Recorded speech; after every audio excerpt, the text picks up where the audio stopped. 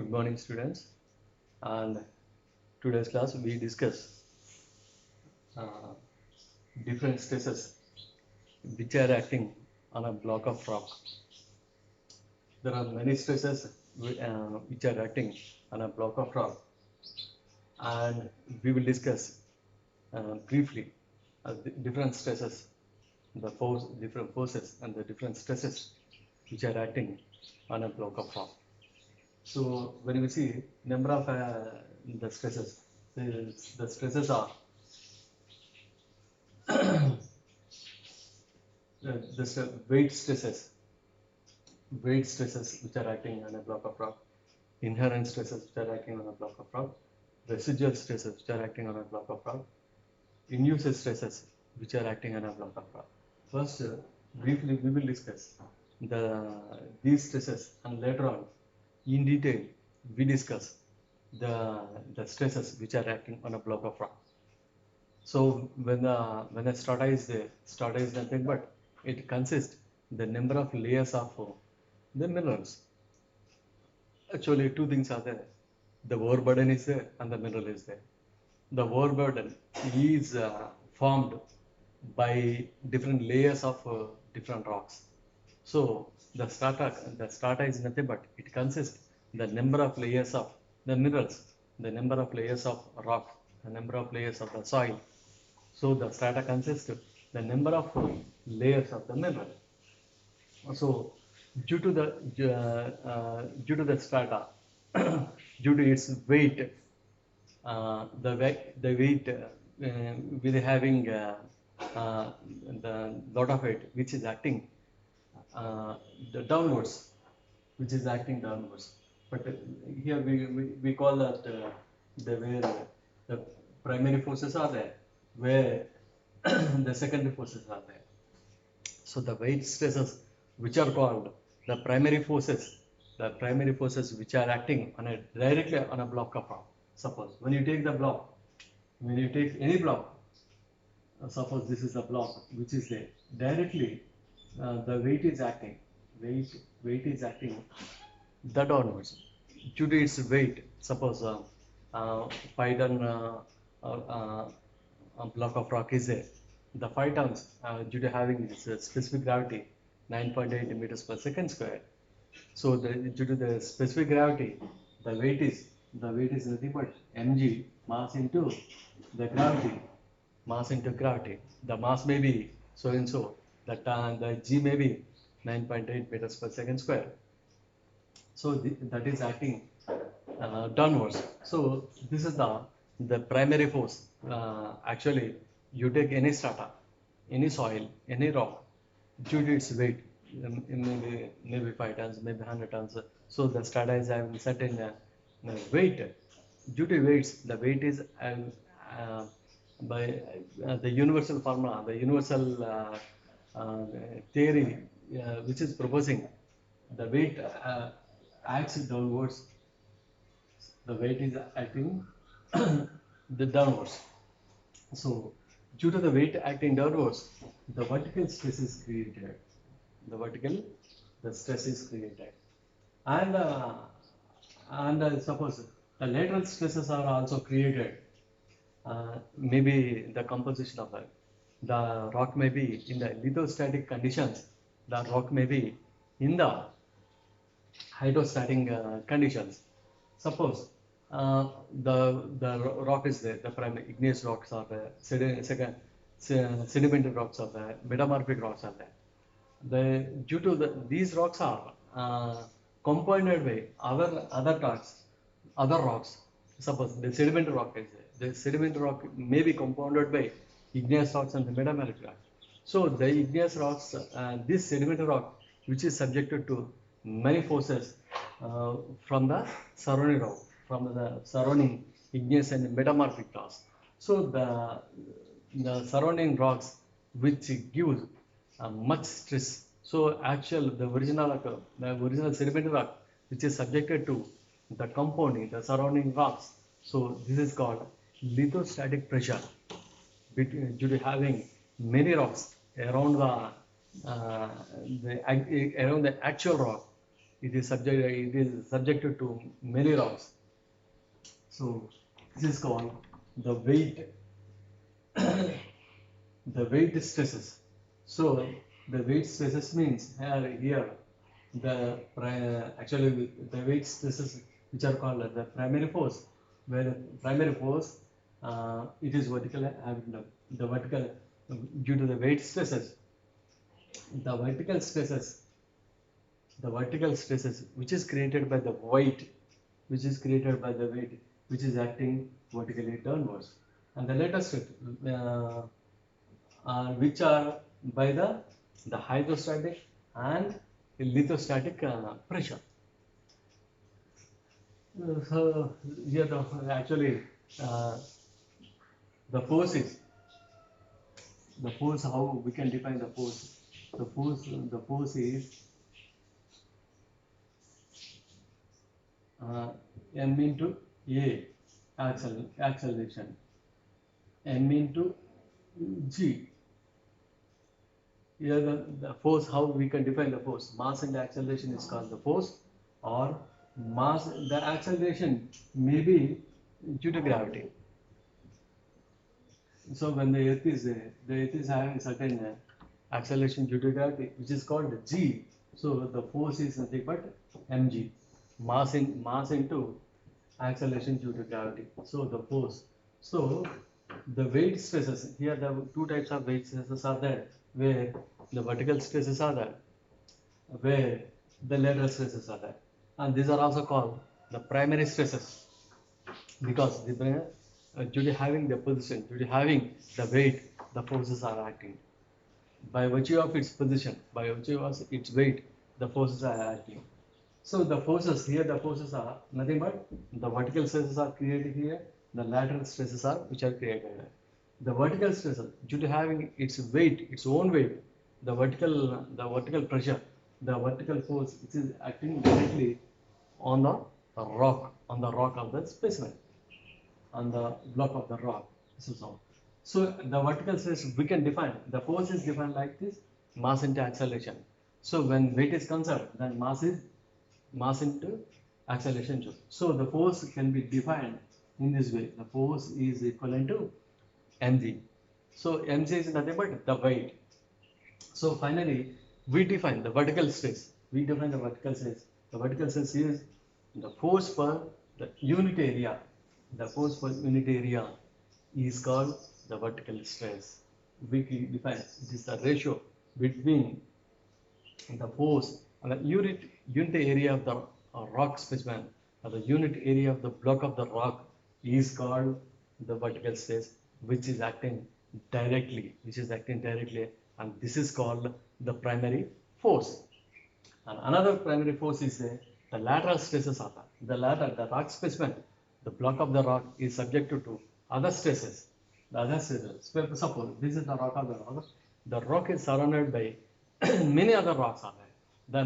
This rock is subjected to different pressures is given, different the pressure, different stresses given by the other rocks which surround the actual block of the rock, the actual rock. This is when you see the rock of the block is this one, and this one is surrounded by many other rocks are there.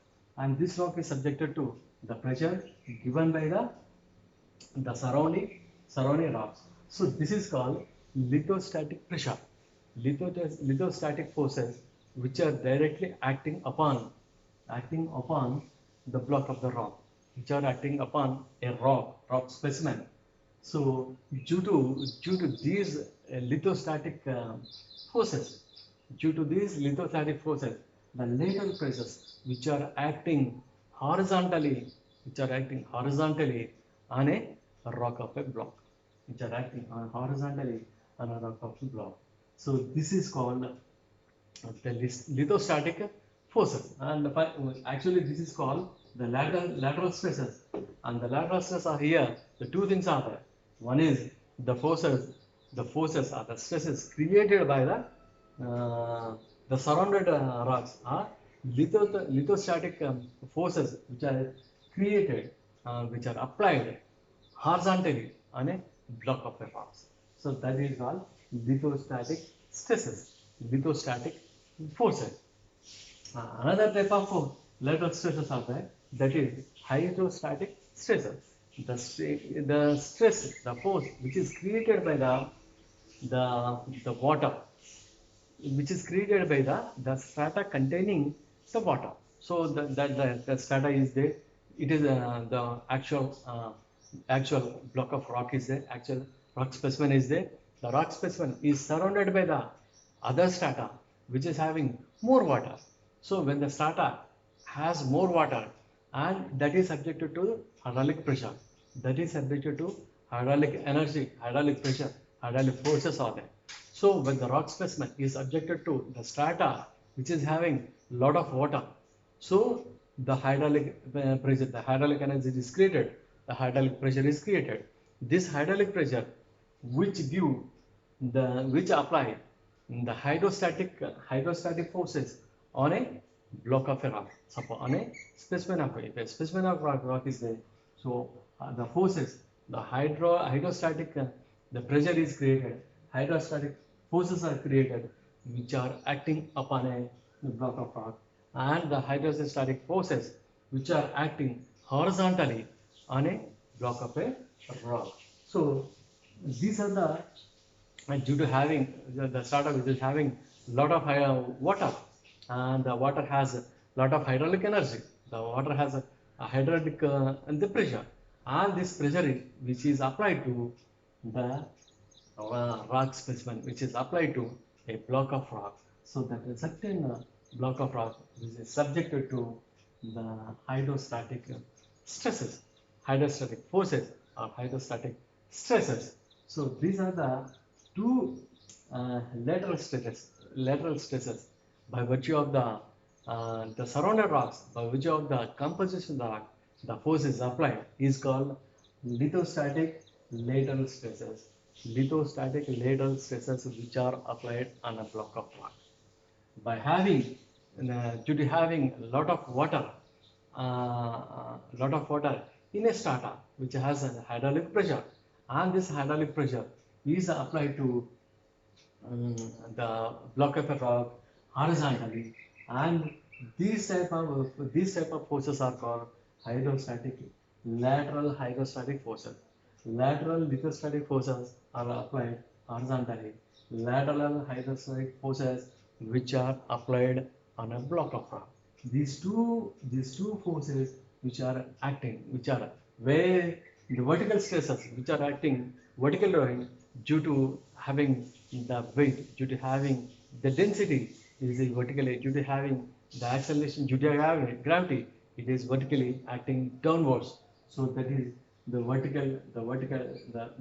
vertical stresses. So these are all which are called the primary forces, and the primary forces where the vertical stresses are there and the lateral stresses are. So due to having the weight, the weight is acting vertically downwards. So those the stresses, the forces which are created by acting downwards is called the vertical stresses. And due to the mass, and due to the acceleration due to gravity of the earth, so the force is created here. I mean the mass into acceleration due to gravity, and finally the vertical stress is the force by the unit area of the rock specimen, the unit area of the block, which determines the vertical stress, which is a the weight stress which is acting vertically downwards. It is there. And that's the second vertical stress, weight stresses, but that is lateral stresses. The lateral stresses which are acting horizontally, those lateral stresses are nothing but lateral lithostatic stresses, lateral hydrostatic stresses. The rocks, due to having the surrounding the surrounding rocks, and the rock is subjected by the pressure from the stresses from the surrounding rocks, which is called lateral lithostatic the forces. And the strata, and the rock specimen is surrounded by water bearing strata, and the strata which is having water, and the water has the hydraulic energy and the pressure. So and the actual specimen, the rock is subjected to the hydraulic energy, hydraulic forces, and the stresses which are created here, the lateral hydrostatic stresses, lateral hydrostatic forces. It can be anything, maybe the stress or maybe the force. The lateral hydrostatic stresses which are subjected to a rock specimen, and this is also the weight stresses. So in the weight stresses, two stresses are there, and there are also called the primary forces. In the primary forces, in the weight stresses, and the two things are there. The vertical forces are there, and the second one is lateral stresses are there. And the lateral stresses, again, classification is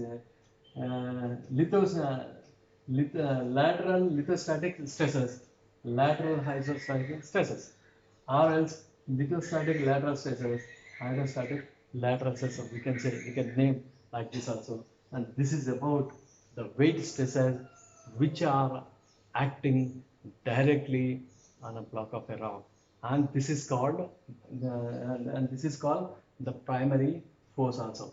Well, what we can say that because all direct forces which are applied on a block of rock, hence we call it the primary force, the basic force which are acting on a block of a rock. That is it.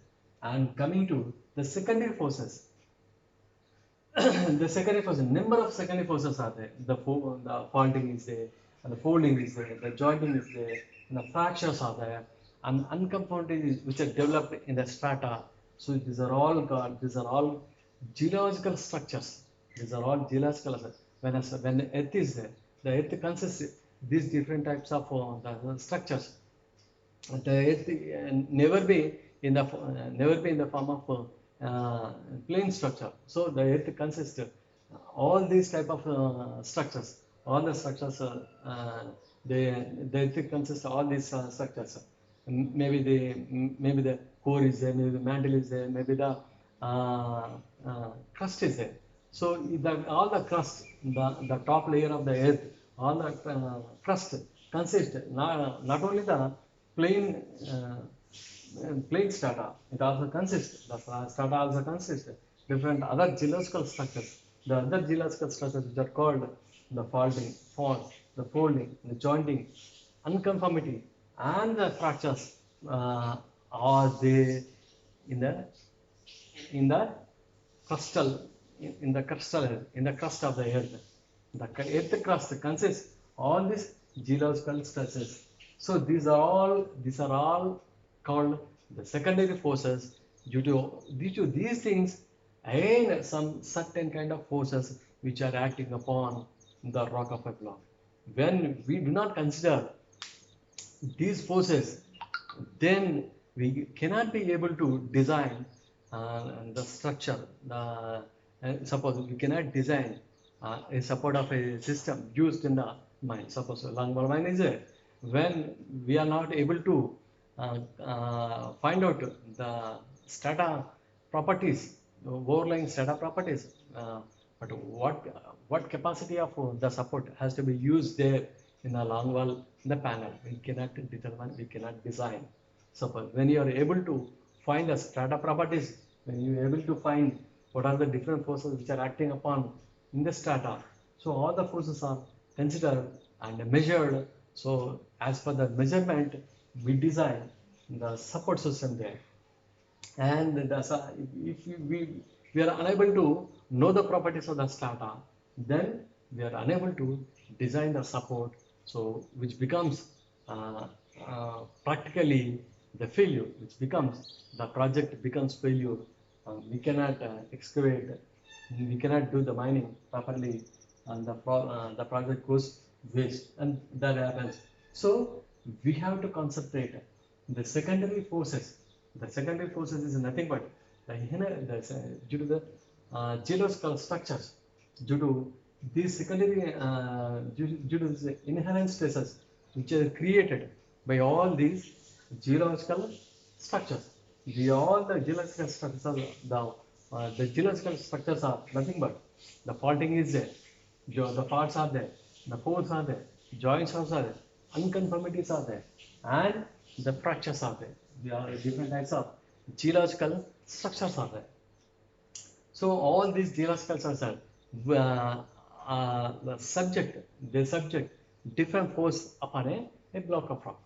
The rock of a block is subjected to the secondary forces.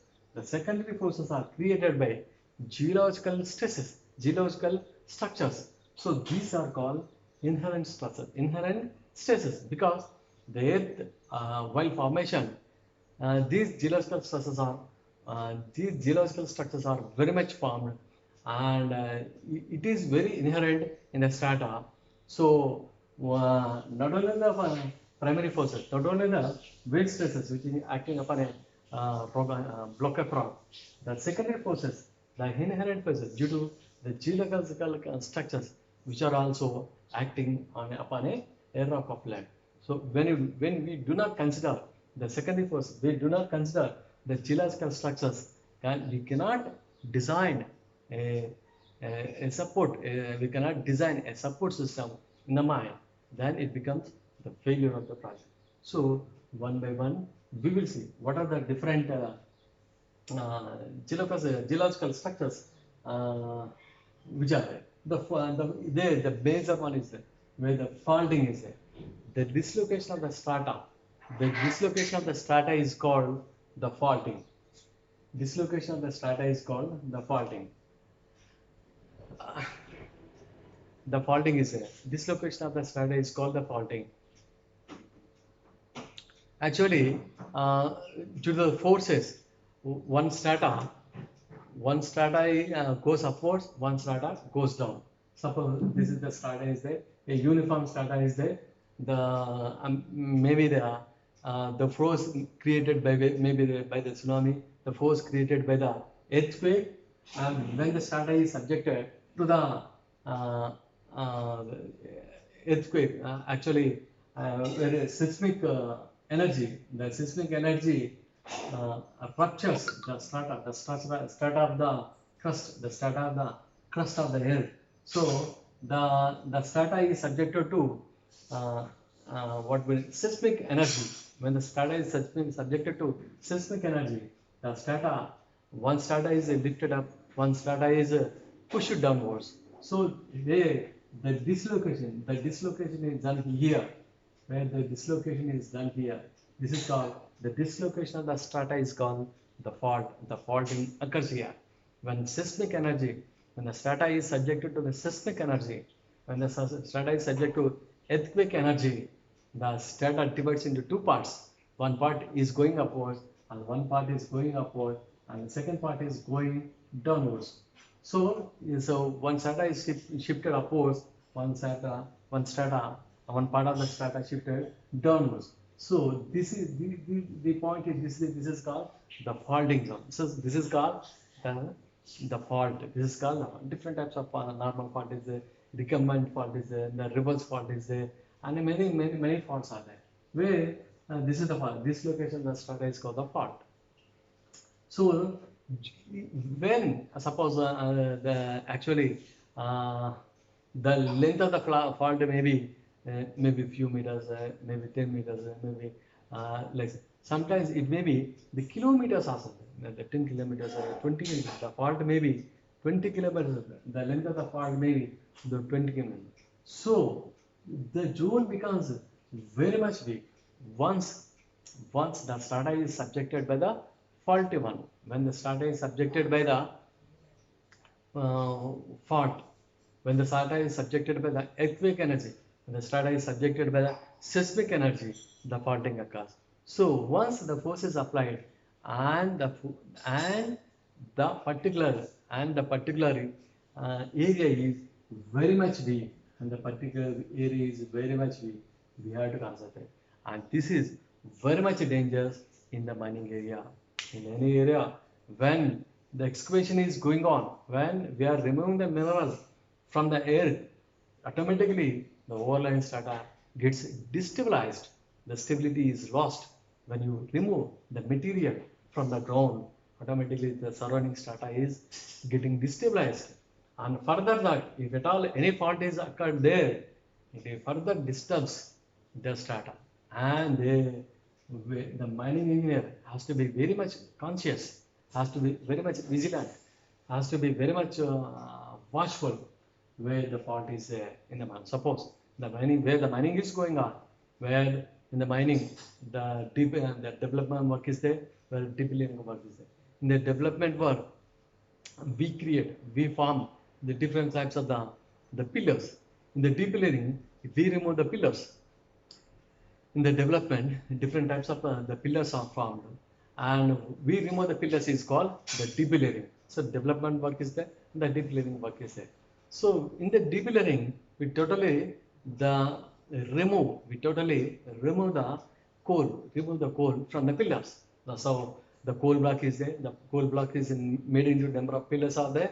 Actually, we mentioned the Sarda pillar is 26 meters, so 48 meters, 26 into 26 into 3 meters, and it can be increased up to 48 meters into 48 meters into 3 meters. 3 meters is the height, and 48 meters on the side of the block is called. So these are the dimensions. So in the development, all the coal block is converted into number of pillars. In the deep layering, remove the pillar is called the deep layering. While removing it, the total pillar from the ground, the strata is very much destabilized. The total strata is destabilized. And we have to consider this point, how much distability is done, how much the strata is destabilized. When we are unable to find this one, automatically there the mining is not at all possible, where heavy roof fall occurs. The 100 tons of roof comes down, 100 tons of roof fall down, and it creates very danger. It creates, and it creates a dangerous hazard to the mining. So the mining is very much impossible there. So wherever while going advancing, where in the development when the fault occurs, and the faulting area must be indicated by redding, so that the workmen the working over there become very much vigilant while working there, because the roof is very much susceptible, it is very much prone for the roof collapse. The roof collapse the roof may collapse, the roof may fall down at any time. The accident may occur any time. So the faulting is highly dangerous for the mining area. So the mining areas, the mining people must be very much careful, must be very much aware where the faulting is. This is about the faulting. And the second geological structure is there, the folding is there. When the strata is subjected to the lateral forces, and the strata becomes the number of folds. The strata becomes the number of folds. Number of folds, and the what we call this is the crest. This is the crest. This is the depression. So the strata is converted in the form of folds. So this is called the folding. When the strata is subjected to lateral forces, the strata is subjected to the lateral forces, and the strata is converted into folds, number of folds, and folds are there. And due to these folds, the folds are created, and the folds, and this zone is also very susceptible, very prone, where what we can say a weak zone is there. So while in the mining, when the folding is there, and the faulting is very much dangerous, and the folding is less dangerous to the faulting, and that is also the folding also is dangerous for the mining, and we should be considerate when the strata has the force, when the strata has the folding. So this is also geological structure, and this is also the strata is subjected by the geological structures. This is it. And the jointing is there. The many things are actually what we can say joining is a cleavage. We can say the cleavage. One set of cleavage is there, second set of cleavage is there, third set of cleavage is there. Suppose a quartz crystal is there. It is having 3 sets of cleavage. Suppose when the force is applied to the quartz crystal, the quartz crystal splits into different cubes. When the quartz crystal convert into different cubes. So that splits down into different sets of different tiny parts, and all the tiny cubes, which are formed by the quartz crystal. It is having three sets of cleavage. So the jointing, where the jointing is done in the three directions. So there also we must be very careful. Suppose where quartz mine is going on, where we are doing the excavation, the quartz mine, where it has three sets of cleavage is there. So the jointing is possible in the three directions. In three-dimensional jointing is there. In three-dimensional 3D jointing, where the total strata is very much prone, the total strata is susceptible, and we must be very vigilant at that point also. That is it. So naturally, the jointing is done. And other unconformity is unconformity. Actually, the new formations and the old formation is there. Around over the old formation, the new formation may be there. Over the new formation, again old formation is there. And the new formation or the old formation, and some part of the new formation and some part of the old formation is eroded out. So, which creates the unconformity. So, in the mining, wherever the development is going on, wherever the debuilding is going on, when we meet this type of unconformity, then the zone is very much weak. So, we have to be very much vigilant when we meet the unconformity. Suppose it is a different structures of unconformity. The old formation is there, new formation is there, combination of the old and new formation is there, and some part of the old or new formation is eroded out, and due to this erosion, unconformity is there. The zone of unconformity in the mining is also very much dangerous. That is there. So we must have the more consideration wherever the unconformity is there. And other type of geological structure, the fracture. And, suppose when you give a certain force to a block of rock, the fracture is done. Fracture is done. The fracture actually, there are many types of fractures are there. Even fractures are there, irregular fractures are there, the conchoidal fractures are there, concentric fractures are there. So when you see the nature of the fracture, so definitely we can have we can have the awareness, we can have the knowledge of how the rock specimen fractures, in what form the fracturing is. Suppose you take any granite, suppose a granite mine is there, the mining is going on. Suppose the fracturing is occurred to the granite block of rock. So in what form the fracture occurs?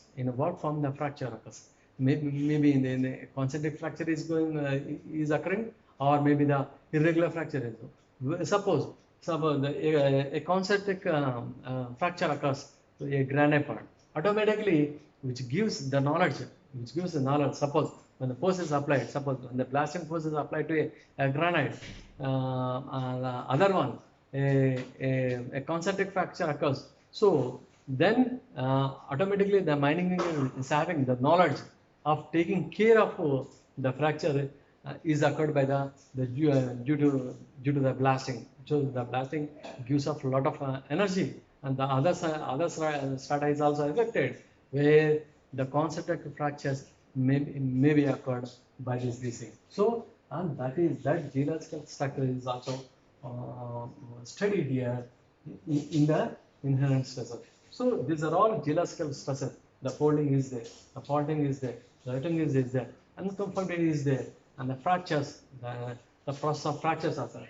All these the geological structures which give the inherent, which are very much inherent in the strata, and the strata is subjected to these all inherent assets. These all geological structures. These are all due to all these inherent stresses.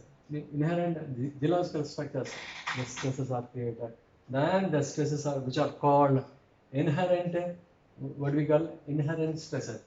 So this is the second type of stresses where the rock specimen is subjected, where the rock specimen is subjected.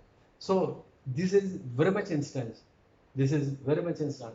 Due to the strata itself, this is inherent, and this is called inherent stresses due to the strata is having a lot of structures, lot of geological structure, and this lot of geological structures, the folding, faulting, jointing, unconformity, and fracture. All these structures, the stresses are greater, and the stresses are which are called inherent stresses. Those are called inherent stresses. And the third one is called the residual stresses. The residual stresses is nothing but, actually this is the thing, the residual stresses. Actually, suppose when you apply some kind of stresses, uh, the rock specimen retains some type of energy. It retains energy, and that stresses are called residuals. Suppose a blasting, when you make the blasting in underground, so the blasting is done. So it is short as the strata. It's short as the strata. So the strata is destabilized. So a lot of forces acted by the given off by the blasting.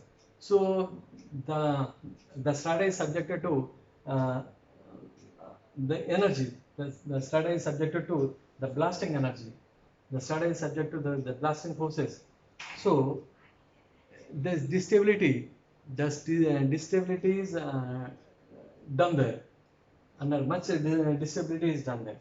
So this is called, and this is called the shock loads. The shock loads is given off by the blasting, and some kind of energy, some kind of this thing, the strata retains when shock load is given. And due to the shock loads, some of the shock load is relaxed, is given off to the surrounding structures, to surrounding one. So that is over. But some kind of energy is retained in the material itself, is retained in the rock itself, and that is called the strain energy. The energy which is hidden in the form of a strain energy in the rock is called the strain energy, and this is also called the residual energy. When shock load is applied to when shock load is applied to the rock specimen, and the strain energy is hidden in the rock, and due to the strain energy comes out when the rock fails down. Suppose the strength of the rock is 20 tons, and the 30 tons of load is given up to a rock specimen, and the rock specimen fails down, and the hidden energy in the form of strain energy comes out, and due to this strain of energy, and the surrounding area, the mining structures may be collapsed, may be destroyed. So the mining engineers have to be very much concentrated while doing the blasting, and concentrating upon the surrounding area, and the surrounding area is subjected to the residual stresses, and due to the residual stresses, the roof collapse may be done. The roof collapse may be done. A roof collapse, and due to the roof collapse, a very big accident may occur. It is there.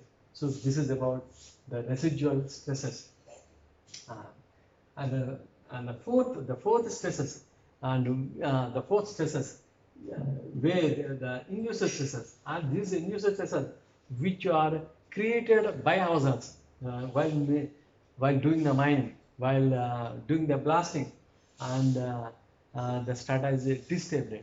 These type of when the blasting is done, and the stresses which are created by the blasting are called the induced stresses.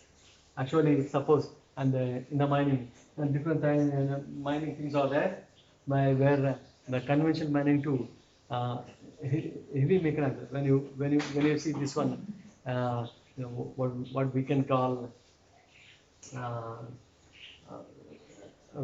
what is this? When mining is there, the conventional mining too, Semi-mechanized mining. So the underground mining is there. Conventional mining and semi-mechanized mining, and the blasting gallery, the mechanized mining, and longwall mining. The fully mechanized longwall mining is going on there. So when you are excavating the coal material, the outer strata, the surrounding strata is very much desired. So to support the surrounding strata, we must design the support and which must be able to support the surrounding strata in the protected form, in the protected zone must be created. Otherwise, the surrounding strata may collapse down and a very big accident may occur. So to avoid the roof fall, to avoid a major roof fall, to avoid the greater disability of the strata, so we must be able to design a support, and the support must be able to create the protected zone. Suppose a conventional mine is there. A conventional mine, a conventional where drilling, the blasting, the loading and transportation, the drilling where the Kolkatas are there, the Kolkata lay the holes and different holes are there. In the soil blasting, they lay and 12 to 25 holes are made in the soil blasting. So in the soil blasting, they charge with the explosive. The explosive is blasted out and the blasting is done. And due to this blasting, and the coal is excavated, the coal is excavated and the coal is lifted by the coal pillars. So that is there. So due to this blasting, not only the coal is lifted, the coal is excavated. The outer strata is also affected. The outer strata becomes very much weak because this blasting. The outer strata becomes very loose and liable to fall down. So the mining engineer has to concentrate. Suppose a conventional mine is there. Immediately and we support with the help of wooden props are there. A freshly exposed roof is there, and the freshly exposed roof is supported by the safari supports. The safari supported the bar up to 9 meters, up to 9 to 10 meters, and having a space of 1 meter. The 10 safari supports which are erected in the galleries, which are erected in the level gallery, dip gallery, and the rise galleries, which are erected, and the safari supports, and the wooden matting which is laid out and which is contact up to the roof, and which is definitely bears the weight of up to the 10 ton weights. The safari supports which are erected up to 10 meters of the freshly exposed roof, maybe in the dip, maybe in the rise, maybe in the level gallery. The 10 safari supports are extended, which we call freshly exposed roof support, and the freshly FEL support, which is a safari support, which can bear up to weight of the 10 tons. It is there. So then otherwise, when safari is not erected, and automatically the roof fall occurs. The roof may fall down. It is there, and this is there. And sometimes if the safari support is not sufficient, then additional props in between the safari supports also, the additional wooden props which are laid out, which are erected additionally for extra supporting is given. So all these things, how much disability, how much the other strata is affected by keeping all the things in view and supporting is done. If it is a semi-mechanized where LHD and SDLs are used, where a lot of excavation is done, and the strata is, and the more the strata is subjected, there a lot of supporting, and the support must be able to this thing. But when you go for blasting galleries, where up to 30 meters of the thickness of the coal seam is excavated, a lot of strata. That when you remove 30 meters of the coal piece from the ground, the around strata, heavy distability is done. So actually, the people, the workmen, do not enter into the GOF area. Actually, they work in the development area. So the development area is supported by the girders. The development area is supported by the iron girders, I-shaped iron girders, and with all the I-shaped iron girders, over the girders, the wooden matting is there. Wooden matting or channel matting, and between the iron girders, the channels are there. In the channels, the root boarding is there. The roof bonding combines all the layers of the strata. It is there. So with the help of the girders, with the help of a channel support, and the channel support with the roof bonding, the roof bolts are laid on. So with the roof bolts and channel support, and the heavy supporting is done in the development panels of the blasting area.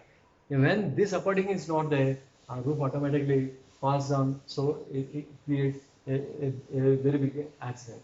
This is about the blasting gallery method. And coming to the long wall area uh,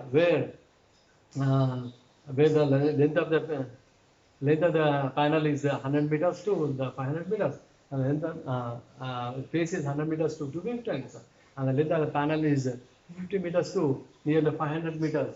So that's what block is excavated in the long wall mine. So when larger block is removed from the ground, a lot of disability is done. Their mechanized supports are very much used. The mechanized supports are chalk sheets, the 320 tons of chalk shields, and the range of chalk shield is increased to 320 tons to 1200 tons. It is there. So design of supporting is done here. So in this class we discussed the weight stresses, and we discussed inherent weight stresses in this vertical stresses. Let us we discuss here inherent stresses, geological stresses we discuss here. The residual stresses due to the blasting shock loss, it is given. The inherent stresses due to the blasting, much in disability is done. So all these things are we discuss here with the primary forces and the secondary. Thank you.